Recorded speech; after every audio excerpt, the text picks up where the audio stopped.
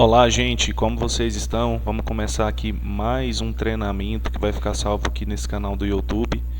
A gente está desenvolvendo esse formato agora para ter aí conteúdos, gravados, conteúdos de extrema importância, onde a gente debate aí com base profunda e explica essas bases para vocês.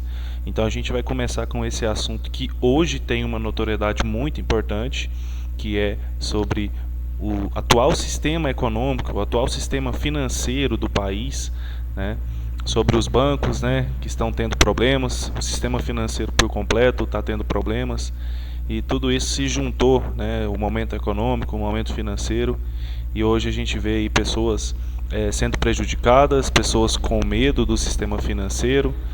Voltou aquele pânico, de o governo vai tomar meu dinheiro, um pânico que aqui no Brasil já teve alguns acontecimentos parecidos, quem é mais antigo lembra. Então a gente vai trocar uma ideia sobre o momento aqui e fazer um vídeo bastante completo sobre isso. Vamos lá, vamos começar aqui.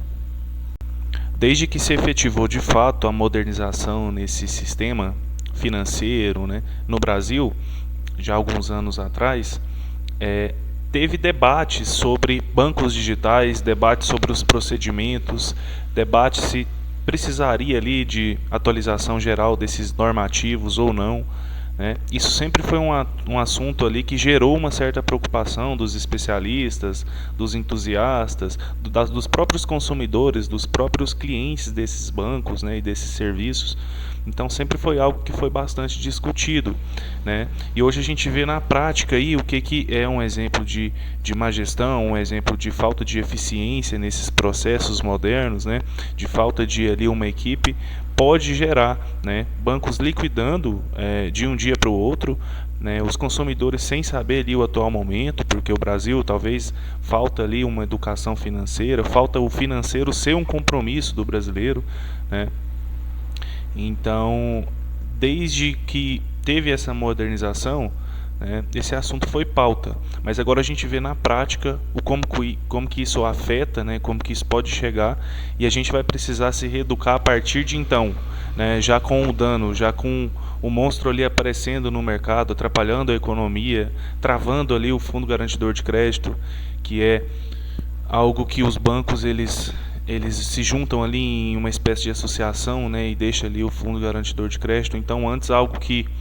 só estava lá como garantia, agora precisa ser usado, e muita gente fica com incerteza se esse fundo vai aguentar, porque é um fundo limitado hoje, é um fundo que, querendo ou não, foi feito para não ter uso, sempre confiaram muito nesse sistema.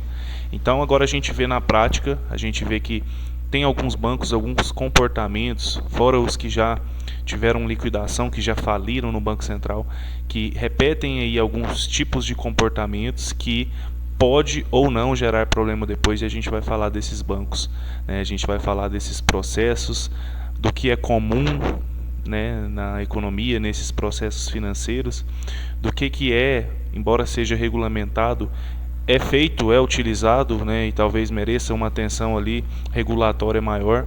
Vamos discutir isso tudo, vamos começar. Um fator comum em toda liquidação judicial de um banco, ou todo banco que decreta ali sua falência, deixa de operar, é que eles não quebram, eles não atingem esse ápice negativo de uma hora para outra. No final das contas ali, quando decreta-se ali uma liquidação ou decreta-se ali uma falência, quer dizer que é o final de uma onda de resultados, de uma onda de processos, de uma onda de sinais, que foram iniciados ali já há alguns meses ou até mesmo alguns anos.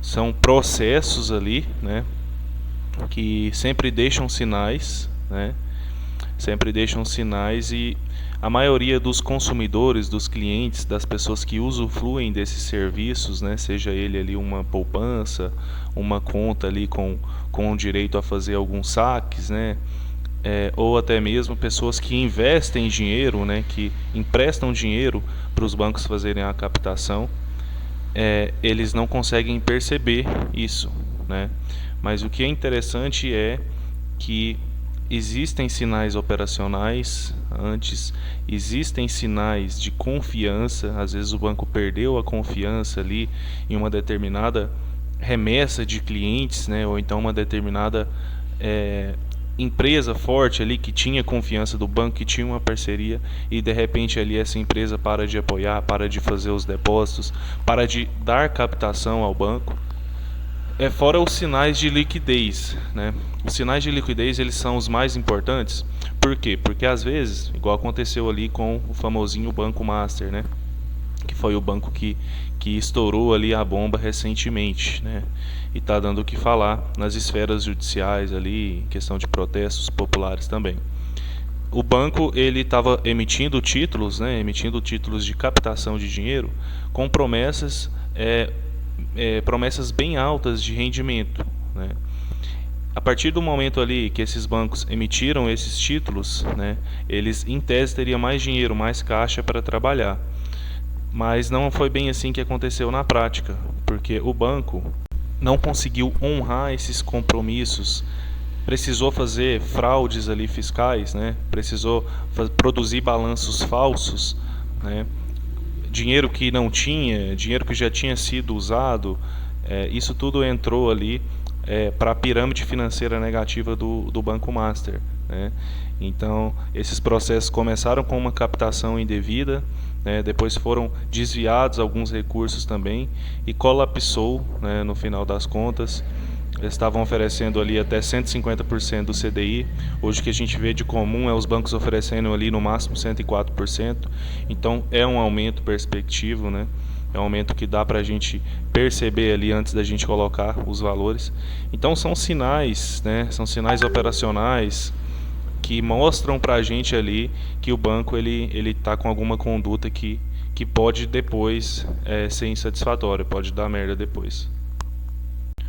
Para a gente começar a ver esse assunto de bancos com um pouco mais de profundidade, é importante que eu explique como que funciona, qual que seria ali a função, né, inicial de um banco, a função principal de um banco. O banco ele é responsável por captar dinheiro, ele é um intermediador e com isso ele se torna um tomador de risco. Como que funciona na prática? O banco ele capta o dinheiro, ele pega recursos do público e do mercado através de CDB, através de depósitos, através de captação institucional, entre outras maneiras de captação de dinheiro. E ele empresta esse dinheiro, né, ele transforma isso em captação de crédito, empresta e o lucro nasce dessa intermediação. Então, a partir do momento que ele pega o seu dinheiro, ele toma o risco da pessoa que ele está emprestando não pagar, né, ele que seria ali o responsável desse risco, embora ele tenha ali algumas medidas, né, modernas, a gente já falou sobre isso em outros vídeos, de análise de aprovação desses créditos, né, para ele também ser protegido desse risco. Ele é um intermediador legal ali, né, que consegue transformar essa captação em crédito e com isso, né, ele depende de confiança, né, ele depende de uma confiança maior ali da pessoa que está deixando o dinheiro para o banco trabalhar, né, e tem algumas formas que vão ser faladas que o banco ele consegue transmitir essa confiança de fato para as pessoas. Então, o banco ele depende dessa confiança, ele depende de pessoas que também confiam na estrutura, né, também para pegar o empréstimo, né. Então, o banco hoje ele não é ali o lugar onde o dinheiro fica guardado. Ele é uma máquina de intermediação, ele toma riscos e ele depende de confiança, né? Então, ele não é um simples cofre, né? Ele trabalha ali com o dinheiro em circulação. Mais do que qualquer outro tipo de segmento, o banco ele é o que vai mais circular ali o dinheiro, né? Em diversos fundos, em diversos processos ali, que ele vai estar fazendo essa captação deles e transformando isso em algum produto interno deles, dependendo ali da instituição, da financeira, qual que é a fomentação maior, né? Se seria para empréstimos de capital de giro, enfim, qualquer outro tipo de finalidade. Hoje, um dos principais motivos que eu acho que deixou todos intrigados, né, todos em alerta sobre o sistema financeiro, né, onde colapsou ali algo que já estava em pauta, é que o sistema, por mais que ele se pareça robusto, né, por mais que ele mostre ali com base de investimentos e avanços tecnológicos que funciona, ele não é sólido, né, não é tão sólido quanto parece, né? Então, os bancos eles precisam ali de captação, né, precisa de um grande volume de captação e dependem de um fluxo constante, né? Então, depende que várias e várias pessoas confiem no banco e coloquem seus recursos para o banco poder captar, né? E o banco também precisa apresentar ali relatórios, né, apresentar processos legítimos, porque o banco ele paga conta de tudo que ele movimenta também, né? Então o banco ele precisa alinhar essas captações, né? Precisa alinhar esse fluxo constante de captações com transparência e informações verdadeiras também, porque isso vai se tornando ao longo do processo ali algo que precisa de muita confiança para funcionar. Então, algo que também é muito fácil de gerar um desequilíbrio, né? Às vezes ali, por causa de uma medida, vamos usar o exemplo ali do Banco C6, por exemplo, que foi suspenso do INSS a fazer novos créditos consignados, né? Até a regularização de uma multa milionária de 300 milhões de reais, que foi identificado como fraudes, né, e vendas casadas, né? O INSS acusou o Banco C6 de estar fazendo ali venda casada de seguros e outras tarifas ali não especificadas, junto com o contrato, e suspendeu o banco de fazer novos contratos até regularização. Então, com uma notícia dessa, né, a pessoa ela tem ali um investimento no banco, ela tem uma poupança que seja no banco. Essa pessoa ela está acostumada a todo mês colocar lá R$ 1.000, R$ 500, vamos usar exemplos baixos aqui. Essa pessoa, ao ver essa notícia, ela não vai mais acreditar que o banco está se sustentando, ela não vai acreditar que o banco está indo bem, né? Ela vai achar ali que tem algum erro de processo no banco, ela vai ficar com medo, né? Então entra num mercado ali que tem várias opções também, né? Que em menos de um segundo você consegue fazer um Pix e transferir todo o seu dinheiro, né? Dependendo do rendimento, se ele não tiver ali uma data pré-fixada para você tirar, você já consegue tirar também e entrar em outro investimento em outro banco, né? Porque existem hoje vários bancos e fintechs aí com ofertas, né? Então você consegue facilmente conseguir sair de um banco, né? Então esse banco, ao mesmo tempo que ele é sólido, ele se torna algo super volátil também, né? E você não tem a certeza que o banco vai continuar operando das mesmas formas, vai continuar gerando o mesmo resultado. E isso faz com que o mercado financeiro ele fique em alerta, ele fique em uma alerta de ter ali uma futura possível corrida dos bancos, né? Ou então talvez uma crise financeira maior do que essa que a gente já está passando, né? Então esses comportamentos eles são padronizados e repetidos a ponto de parecer que pode acontecer algo maior, né? E pode continuar acontecendo isso com outros bancos também. Então é isso que gera ali o pânico inicial das pessoas. Eu acredito que depois desses acontecimentos recentes, tanto dessas liquidações judiciais decretadas, tanto dessas suspensões, limitações aí de alguns bancos a operarem, eu acredito que a gente está vivendo num momento, né, de regulação, de rigidez contra os bancos. E aproveitando esse momento, né, já deixar aqui registrado nesse canal, que é um canal onde a gente usa para gravar treinamentos, deixar esses conteúdos salvos e também ficar aberto aí para novas pessoas conhecerem o nosso trabalho, para novas pessoas aí talvez aprenderem um pouco com a nossa experiência.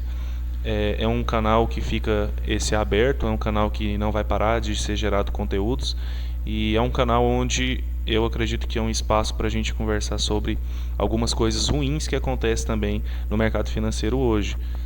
Então separei aqui algumas práticas suspeitas, né? Acho que as principais práticas suspeitas aí de bancos e financeiras que hoje lesam o brasileiro em peso, né? O brasileiro ele é lesado, ele é altamente lesado com essas má práticas que acabam tendo um certo amparo pela regulagem do Banco Central, de certa forma são reguladas, mas da mesma forma também pode ser vista como abusivas e merece ali um alerta, né, principalmente dos consumidores que buscam educação financeira nesse país, que também é um processo que o Brasil engatinha para uma evolução, né, e a gente vai estar aí até ver o país melhor, né, ver as pessoas conhecendo mais o que é economia e o que é planejamento financeiro. As práticas suspeitas hoje, as principais, a captação de recursos com promessas fora da realidade, né, o que aconteceu aí com o Banco Master, Banco Will e outros demais bancos que quebraram. Colocam promessas aí mirabolantes, né, 150% do CDI, colocam ali depósitos bem atrativos, né, com lucros bem mais projetados do que o mercado geralmente oferece. Então é uma prática que você já pode suspeitar, é uma prática que tem tudo para dar problema depois, né? Hoje a gente vê na prática, a gente lida com o dano, né? Então cabe a gente que está nos colocando à disposição do banco para conseguir algum tipo de investimento, cabe a gente fazer esse comparativo, cabe a gente essa responsabilidade de escolher a instituição certa, né? Porque a gente vê aí que sim, tem regulamentações, né? Mas que grande parte das vezes essas regulamentações elas não são eficazes e não protegem a gente como deveria, né? A gente fica à mercê, depois quando dá merda aí você perde o seu dinheiro, até o fundo garantidor de crédito pegar, né, e resolver te pagar e paga só até 250 mil. Então se você é um investidor aí de médio para grande porte, se você investe aí valores maiores, né, do que 250, do que milhões aí, você tem que tomar bastante cuidado, a responsabilidade é sua e esse tipo de conteúdo também é para você. A venda casada de produtos financeiros ela sempre existiu.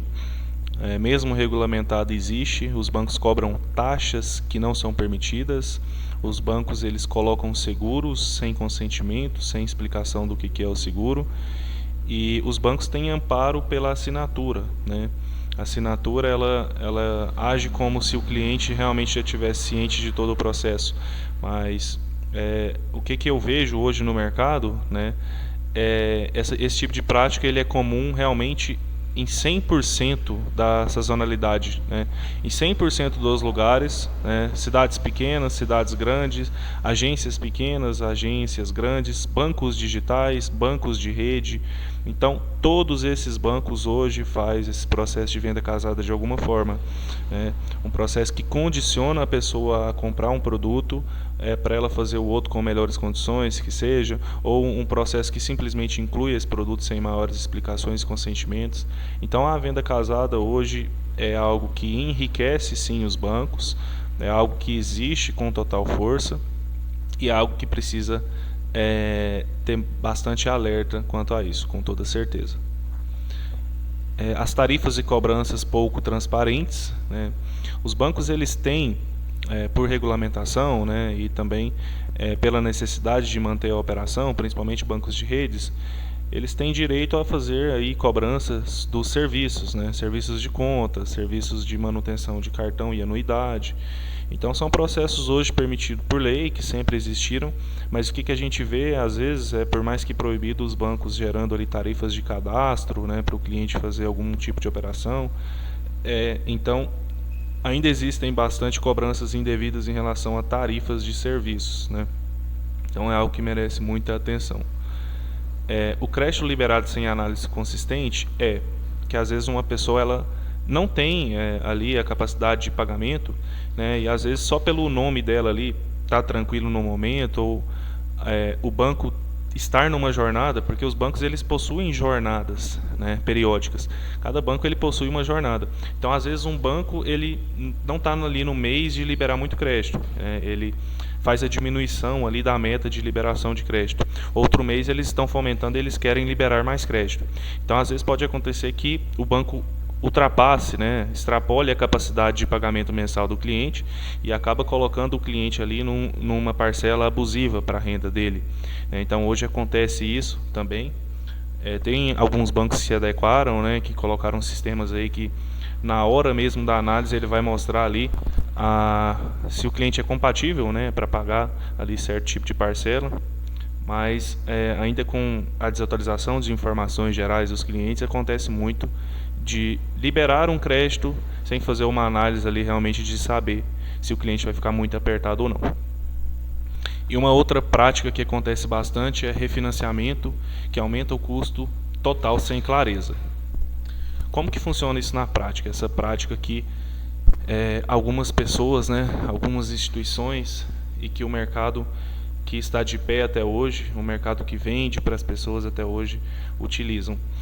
O refinanciamento é um processo hoje onde o banco ele tem autonomia, tem permissão para negociar novamente o mesmo contrato em aberto dele. Ele foi feito com o intuito de dar vantagens aos clientes, né? Reduzir as taxas do contrato, talvez voltar o prazo ali, reduzindo as taxas e pegar um troco em dinheiro interessante. Mas hoje, com o aumento da taxa Selic, por mais que diminuiu agora na reunião passada do Copom, ainda é uma Selic extraordinariamente alta, né? E com o aumento dessa taxa Selic, uma pessoa que fez, por exemplo, um contrato 5, 6 anos atrás, ela não vai conseguir ofertas melhores, né? A taxa de juros ela vai estar maior. Seja isso em operações de refinanciamento ou portabilidade, que também é bastante comum, né? Portabilidade é onde o banco compra uma dívida de outro banco e oferece ali, tenta oferecer condições mais atrativas, né? Mas o que a gente vê na prática é que a atração é o troco em dinheiro. O cliente ele fica ali induzido a ter um troco em dinheiro ali e ele não vê as condições, então acaba fazendo algo que não é tão vantajoso. Isso é algo que é uma prática que deveria mudar, é uma prática que é muito fácil resolver, né, entre as instituições, orientando ali a ter melhores práticas, mas é algo que acontece muito e requer bastante atenção de todos. Eu preparei esse material sobre o cenário do Brasil e os sinais de pressão aqui para mostrar que às vezes não é só o erro interno do banco, né? O ambiente ali, a economia, a forma como as coisas estão também piora muito. Então a gente precisa falar, né, sobre a população endividada, que, né, se tornam famílias pressionadas, né, no campo econômico, financeiro.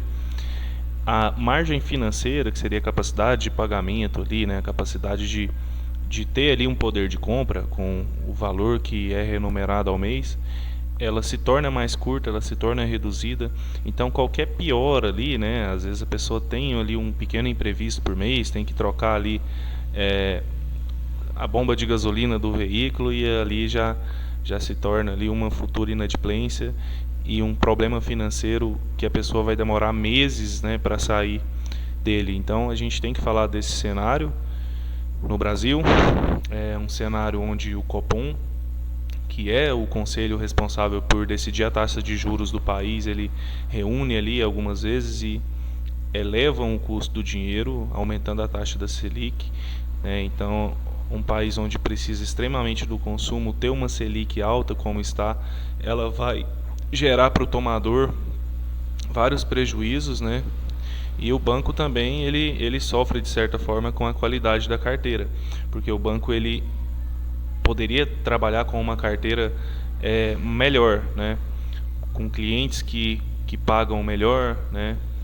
O cliente ele poderia ter mais facilidade ali se a taxa tivesse boa. Então o cenário, né, econômico, o papel do governo, a intervenção atual do governo que tem na economia, no mercado financeiro, ela também atrapalha bastante, né? O Estado hoje do Brasil ele é enorme, ele é gigante. Então um Estado grande ele interfere muito na economia, interfere muito no mercado financeiro, então deixa o mercado ruim para planejar, com uma renda que não é nada, não tem estabilidade, né? O consumo também é estável, então o investimento ele vai vir de fora mais tímido. Os próprios brasileiros ali eles vão investir por obrigação ou vão buscar ali outras formas de investimento que não sejam no Brasil, porque hoje existem pessoas, né, que conseguem, que têm esse conhecimento, né, que o investimento não fica só aqui no Brasil. Então isso tudo gera ali uma baixa previsibilidade, né? E quando o ambiente piora, o erro escondido ele aparece e aparece com força, né? Ele aparece pelado. Então mostra ali uma exposição muito grande do país. É um cenário complicado e é um cenário que precisa ser superado com medidas certas dos bancos e também medidas certas do governo, né? Se quer ter um estado grande do jeito que pelo menos seja um estado onde façam processos ali que contribuem para o bom funcionamento financeiro e econômico do país. vai chegar um ponto desse treinamento que eu vou falar um pouco sobre o papel do Estado, sobre a economia, sobre o mercado financeiro, mas o primeiro passo é colocar pessoas capacitadas de frente à economia. Hoje a gente vê um ministro de economia que tem muito pouco conhecimento econômico, né, muito pouco pulso para poder gerir ali, para poder tomar decisões, para poder organizar estratégias profundas de melhora de fato econômica e eficácia, né? Porque é uma junção entre mercado financeiro, entre bancos e investidores, entre fomento de crédito e também políticas certas econômicas, né? Conhecimento realmente de termos econômicos avançados, né? É uma difusão de tudo que precisa para melhorar esse cenário. Mas é um cenário de extrema pressão, um cenário de instabilidade. Hoje você não sabe se um banco digital, o Nubank, por exemplo, que é o banco digital aí que tem uma carteira de clientes maior, né, entre todos eles aqui no Brasil, a gente não sabe qual que é a estabilidade de fato do banco, né, por causa do momento atual do país. Então, tudo isso entra em conjunto para formar esse cenário atual brasileiro hoje. Eu fiz uma árvore genealógica aqui para tentar explicar um pouco mais sobre essa bomba relógio que é o sistema financeiro nacional atual, e junta tudo, né, conforme eu tinha dito, junta as má práticas do banco, junta o momento atual econômico do país, e isso, se não for olhado com uma certa alerta ali, com uma precaução, ele vai ser algo que vai estourar, que a tendência não é boa, porque você vê ali que é uma bomba relógio, né? O crescimento acelerado ali, a inadimplência crescente, a pressão de liquidez, um crédito sem base, como a gente tinha conversado, a carteira do banco vai deteriorando, né? E ao mesmo tempo vai se expandindo rapidamente também. Então ali a gente precisa mostrar que essas funções, né, esses processos que foi citado, eles estão desencadeando um colapso financeiro geral dos bancos, né? Então, vendo pelo gráfico das consequências, a gente consegue ver o porquê disso ser uma bomba relógio. Porque 4 bases fundamentais, né, a inadimplência que cresce hoje no país por motivos econômicos, o crescimento acelerado de bancos e fintechs, o crédito sem base, né, talvez a informação está desatualizada do cliente, talvez o banco está em uma campanha de fomento, ele libera mais crédito com facilidade, e a pressão de liquidez. A pressão de liquidez é a pressão de venda de ativos, né? Então a gente vê que esses 4 principais bases, né, que é das coisas que mais acontece, elas vão crescendo e vão gerando outros problemas também, problemas graves, né? A inadimplência crescente, ela faz com que os clientes param de pagar e que a carteira do banco vai ficando mais deteriorada, vai ficando uma carteira bem mais fraca, né? Uma carteira que não é mais confiável ali, que não gera retornos para o banco. A pressão de liquidez, a falta de venda de ativos, né? A falta de você ter realmente ali fundos, né? Ela gera uma falta de caixa, a expansão rápida demais, ela vai gerar aí uma dificuldade para manter a operação, ela vai focar tanto em crescer no mercado que ela vai deixar de lado ali os princípios fundamentais que deveriam ser regulados nos bancos. Então, isso tudo ele forma uma bomba relógio nos bancos, né? E é algo muito prejudicial e algo que pode estourar de fato, estourar de vez a qualquer momento. Como que geralmente ocorre esses colapsos até a liquidação de um banco, né? Onde que começa o risco? Eu separei aqui os padrões, né? Os padrões históricos de acordo com esses eventos que vieram acontecendo, não só esses mais recentes, mas todos os eventos também que acontecem, eles obedecem esse padrão. Começam com um crédito mal concedido, um crescimento desacelerado, um risco mal calculado e uma busca por um lucro rápido por parte dos bancos. Estratégias bem arrojadas de expansão, estratégias aí de prevendo lucros que são bem mais altos do que realmente tem. E essa estrutura piora quando a captação é agressiva demais e tem promessas altas, caso do Banco Master, né, onde tem dependência de entrada constante de dinheiro, onde o banco não tem fluxo de caixa o suficiente para a expansão que vem acontecendo, né? E aí acontece coisas como problemas de liquidez, né, onde a estrutura piora de fato, e tem ali um desequilíbrio muito grande entre a captação e a capacidade de operação. Então, esses problemas, a corda estoura, né, realmente nesse ponto onde o banco não consegue mais captar recursos, o banco perde a confiança, então os ativos deles não têm liquidez. E fora isso, os bancos também têm problemas ali com os clientes e consumidores que buscam serviços comerciais de banco. E aí se torna algo insustentável, são sinais, e aí a liquidação chega aí na certa para esses bancos. Falando mais sobre os bancos digitais, que é algo que caiu de fato no cotidiano do brasileiro, né? Hoje 80% dos brasileiros aí, eles têm conta em bancos digitais, bancos que não possuem efetivas agências físicas. Esses bancos foram surgindo, né, de 2015 para frente no Brasil, com o intuito de revolucionar, né, com o intuito ali de modernização, e de fato fez isso, né? De fato chegou ali uma tecnologia, uma facilidade muito maior do que tinha. Os bancos que chegaram de forma digital, eles têm menos custo operacional por eles não precisarem de agência, né?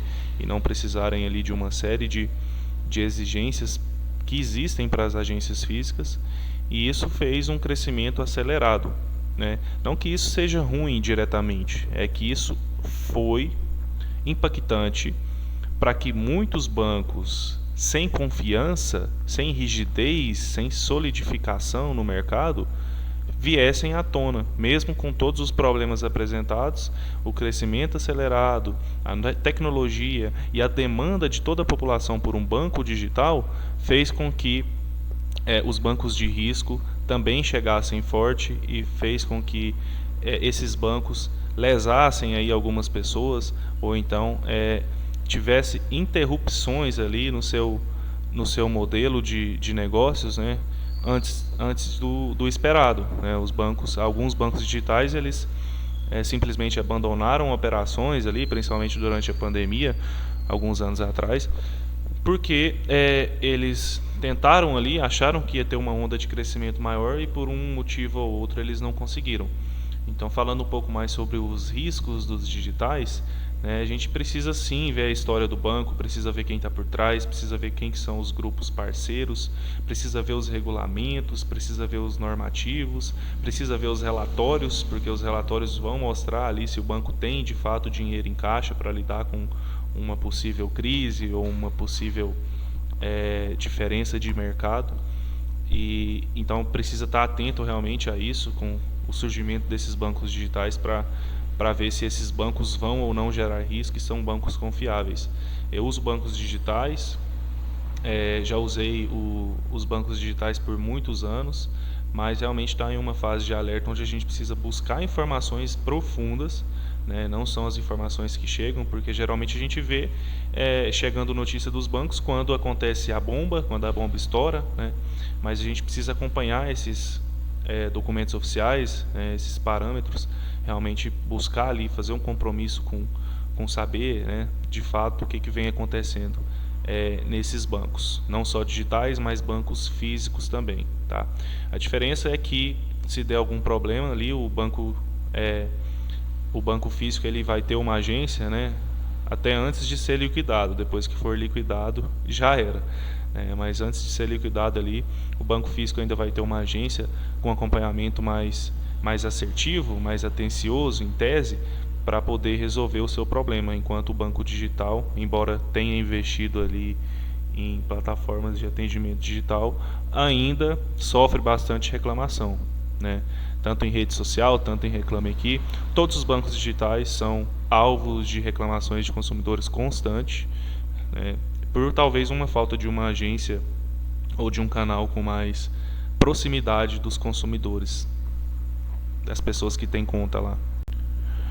Uma parte que eu fiquei bastante entusiasmado em colocar aqui nesse treinamento, né, nesse espaço aqui que a gente está tendo essa conversa, é sobre o papel do Estado sobre os bancos, né, o papel do Estado sobre a economia, sobre o mercado financeiro. E, na minha opinião, o papel do Estado ele tinha que ser resumido exclusivamente nessas duas etapas, nesses dois tópicos que eu coloquei nesse cartaz. As decisões econômicas do Estado, né, qualquer decisão do Estado, ela vai gerar ali um efeito econômico como se fosse um espelho no mercado financeiro. Então, o essencial ali, né, talvez até a obrigação de um governo, seria tomar boas decisões econômicas, né, manter uma responsabilidade fiscal sem que se passasse ali a curva de Laffer e gerar ali uma confiança e criar um ambiente estável para que o mercado, não só financeiro, mas todo o mercado funcione. Isso é um papel do Estado, né? O Estado ele não precisa nem ser metade do tamanho que é o Estado brasileiro hoje para ter que fazer como fundamental esse papel, né, de simplesmente manter a economia girando, de simplesmente manter o solo fértil. Se você plantar uma semente ali, ela vai nascer. Você não precisa ficar ali juntando suas fés, juntando tudo que é de mais sagrado para você conseguir sobreviver. Deveria ser uma obrigação fundamental do Estado para que não só o ambiente financeiro, mas tudo funcione. E a gente vê totalmente o contrário hoje, né? Independente da sua opinião política e da minha, a gente vê um Estado grande, um Estado que interfere de maneira negativa na economia e no sistema financeiro. Fora os casos que não foram confirmados de possíveis envolvimentos, né, entre governo e bancos que foram liquidados. Isso a gente não pode opinar, mas é possível sim, né, que o governo, grande como ainda queria aumentar mais um pouco e se envolveu em escândalos com bancos, né? Outra coisa para a gente encerrar esse papel do Estado é as políticas de crédito, né? Todo Estado ele vai definir. Tem duas políticas principais de crédito hoje, que é a política de expansão e a política contracionista. A de expansão geralmente aumenta o consumo, aumenta o crédito e o governo toma essas medidas aí para poder dar um fomento ali na economia, né? E tem a política de crédito que vai diminuir ali esse impulso, esse estímulo, talvez para outros setores, né, precisar ganhar ali um fôlego e ficar mais fortes também, né? Como o setor de investimentos, que geralmente cresce quando a taxa de juros está mais alta. Então são duas políticas que são ideais, né, que precisam ser estudadas com atenção para ser usadas em cada momento certo.